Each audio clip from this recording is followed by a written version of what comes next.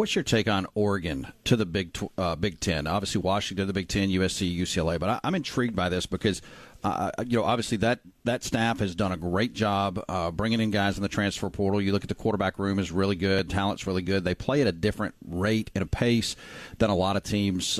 Could they potentially – look, Ohio State's going to be right there. We'll see what Michigan does on a rebuild of sorts. Penn State, until James Franklin can win the big games, I mean, he looks like he's going to be a 10-win coach. Still got to, get past those guys like Ohio State and Michigan. But Oregon, it feels like, and correct me if I'm wrong here, that the way they play football, this could catch a lot of people off guard in the Big Ten, and I think that they're a heck of a football team and could at least challenge for that championship this year. No, man, you nailed it. You absolutely nailed it. Like Oregon, what I have been sort of thinking here for the better part of this last week, since we're trying to kind of figure out what the best talking points are as we kind of move into spring football. It feels like to me Oregon's been a Big Ten team for the last 2 years since Dan Lanning's got there. They're just now getting, to have that sticker on the helmet. I mean, they've had the big human beings up front.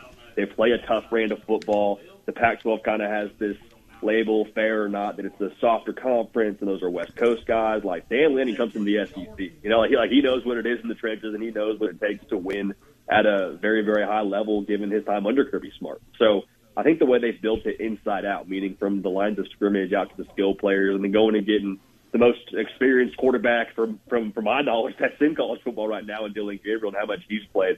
I think they're going to hit the ground running. I mean, if I had to pick today a Big Ten title game, if I had to pick our matchup, I mean, Vegas, I suppose, would agree. But Ohio State, Oregon, man, we're going to see that one.